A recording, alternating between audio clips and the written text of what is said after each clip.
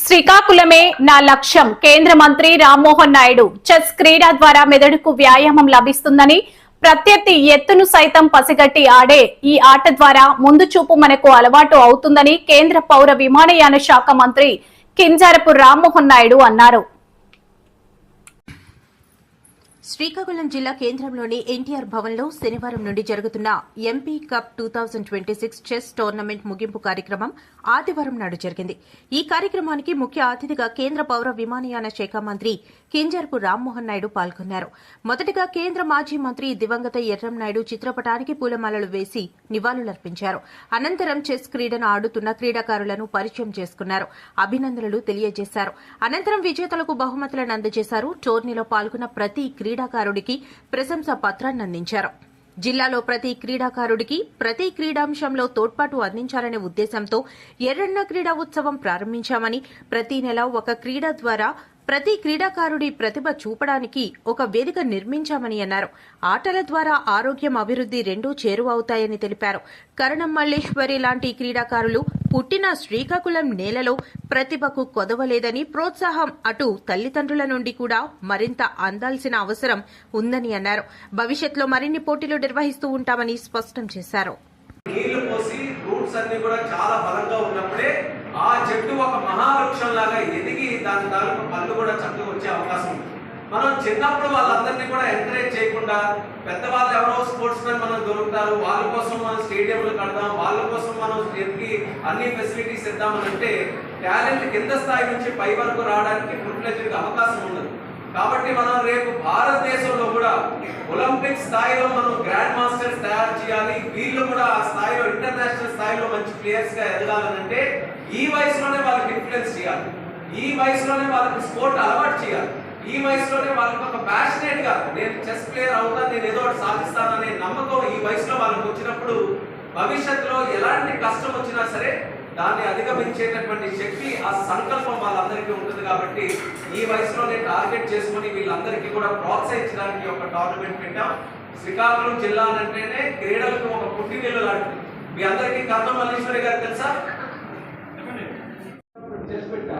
ఏ tournament పెట్టినా సరే పెద్ద ఎత్తున ప్రతి ఒక్కరు కూడా అందులో రావడం, పార్టిసిపేట్ చేయడం నాకు ఎంతో ఆనందంగా ఉందని తెలియజేసుకుంటున్నాను. ఇందులో కూడా పార్టిసిపేట్ చేసిన వారికి, ముఖ్యంగా పార్టిసిపేట్ చేసే విధంగా ప్రోత్సహించిన తల్లిదండ్రులకి ప్రత్యేకమైనటువంటి ధన్యవాదాలు.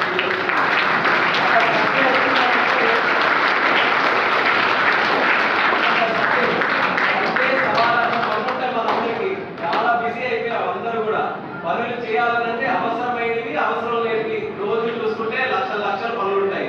అలాంటిది సండే నాడు మీకు ఎన్ని పనులు ఉన్నప్పటికీ కూడా పిల్లల కోసం, వాళ్ళ ఇంట్రెస్ట్ కోసం, వాళ్ళకి భవిష్యత్తులో చెస్ అనేది ఎప్పుడో ఒకప్పుడు ఉపయోగపడుతుందనే ఆలోచనతో మేము పెట్టిన ఈ చిన్న టోర్నమెంట్ ఏదైతే ఉందో దాన్ని ఇంత సక్సెస్ఫుల్ గా చేశారనంటే దానికి ఖచ్చితంగా ఫస్ట్ క్రెడిట్ వీళ్ళకి ఎంత ఇంట్రెస్ట్ ఉన్నా సరే ప్రోత్సహించి వాళ్ళకి తీసుకొని వచ్చి ఎంకరేజ్ చేసి ఎంతసేపు ఇక్కడ కూర్చోబెట్టి ఆడించినందుకు ఆ క్రెడిట్ తల్లిదండ్రులకే చెందుతుందని మళ్ళీ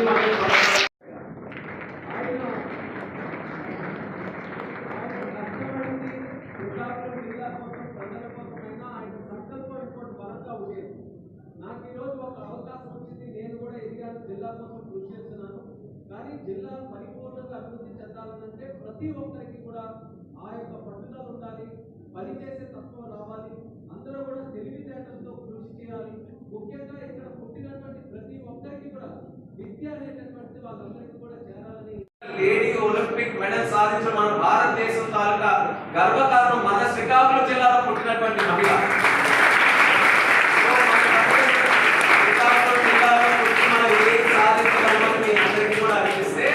అప్పుడు గుర్తు పెట్టుకోండి, కరణం మల్లేశ్వరి గారు కూడా మన జిల్లాలోనే పుట్టి మన జిల్లాలోనే ఆవిడ ట్రైనింగ్ కూడా ఉంది. ఎన్నో కష్టాలు అనుభవించి ఒక మహిళగా వెయిట్ లిఫ్టింగ్ స్పోర్ట్ కూడా తీసుకొని ఆస్ట్రేలియా సిడ్నీ ఒలింపిక్స్ లో అక్కడ మళ్ళీ ఒలింపిక్ మెడల్ సాధించిందనంటే ఆవిడ ఆ స్థాయిలో అంత కష్టపడి సాధించిందనంటే మీరందరూ కూడా అంత పెద్ద గోల్, గ్రాండ్ మాస్టర్ అవుతారనే గోల్ మీరు పెట్టుకుంటే అది సాధించలేనటువంటి కష్టమైనటువంటి గోల్ ఏమీ కాదు. కానీ ఆ పట్టుదల, ఆ సంకల్పం మీ అందరిలో కూడా ఉండాలి. అండ్ ఐ అప్రిషియేట్ మీరు చూస్ చేసుకున్న స్పోర్ట్ కూడా ఈరోజు చెస్ చూస్ చేసుకున్నారు. చెస్ కూడా కేవలం ఏదో ఉల్లాసం కోసం మానసికంగా ఆడే స్పోర్ట్ కాదు. Life is like chess game అని అంటారు అందరూ కూడా. మన జీవితంలో ఎదురయ్యేటటువంటి సంఘటనలు కానీ మన కష్టాలు కానీ డిఫికల్ట్ సిచ్యువేషన్స్ కానీ చెస్ లో మనం ఏ రకంగా ప్లాన్ చేసుకొని ప్రతి మూవ్ అవతల వాడు ఏం చేస్తున్నాడు అనేది మనం ముందుగానే యాంటిసిపేట్ చేసి ఒక 5 మూవ్స్ 6 మూవ్స్ ముందుగానే మనం అనుకొని దానికి కూడా ప్లానింగ్ చేసుకొని ఒక మూవ్ ఆడిన తర్వాత దాని పరిణామాలు ఎలా ఉంటాయి అనేది ఎలా క్యాలిక్యులేట్ చేస్తామో జీవితం కూడా ఒక రకంగా అంతే. ప్రతి సంవత్సరం ఏం చేయాలి అనేది ఒక ప్లానింగ్ మనకు ఉండాలి. మనం అనుకునే విధంగా ఏదైనా జరగకపోతే దానికి తగ్గట్టుగా మళ్ళీ మన ప్లాన్స్ ఎలా మార్చుకొని మనం ముందుకు వెళ్ళాలనేది, తర్వాత ఆ ఫోకస్ కానీ ఆ డెడికేషన్ కానీ అలాంటివన్నీ స్కిల్స్ కూడా ఈ రోజు చెస్ లో మనకి నేర్చుకునే అవకాశం ఉంటుంది. కాబట్టి ఒక మంచి స్పోర్ట్ మీరందరూ కూడా చూస్ చేసుకున్నారు. ఒక రకంగా మీరెందులో గ్రాండ్ మాస్టర్ స్థాయికి ఇంటర్నేషనల్ లెవెల్కి వెళ్ళాలి అనే సంకల్పం పెట్టుకోవడం ఒక ఎత్తున అయితే, ప్రతిరోజు కూడా ఈ స్పోర్ట్ ఆడుతున్నప్పుడు మీకు కూడా మెంటల్ ఫిట్నెస్ పెరిగే అవకాశం ఉంటుంది. అలాగే జీవితంలో కూడా ఎన్నో సంఘటనలు, ముఖ్యంగా చెస్ లో మనం నేర్చుకునేది ఏంటంటే పేషెన్స్ తో ఒక గేమ్ ఎలా ఆడాలి, ఒక కార్యక్రమం ఎలా చేయాలంటే మనకి చెస్ ఆడితే తెలుస్తుంది. కాబట్టి జీవితంలో కూడా పేషెన్స్ మనం అలవాటు చేసుకున్నప్పుడు ఎన్నో కష్టమైన పరిస్థితుల్లో దాన్ని అధిగమించడానికి ఆ క్వాలిటీ మనలో ఉండేటటువంటి పేషెన్స్ అనే క్వాలిటీ మనకి చాలా ఉపయోగపడుతుంది. నా జీవితంలో కూడా అది చాలా ఉపయోగపడింది కాబట్టి మీకు చెప్తున్నాను. చెస్ అనేది కేవలం ఒక స్పోర్ట్ లాగే కాకుండా అందులో నేర్చుకున్న క్వాలిటీస్ ఏవైతే ఉంటాయో అవి లైఫ్ లో కూడా యూటిలైజ్ చేయడానికి కొంత ప్రయత్నం చేయండి. మీరందరూ కూడా మీ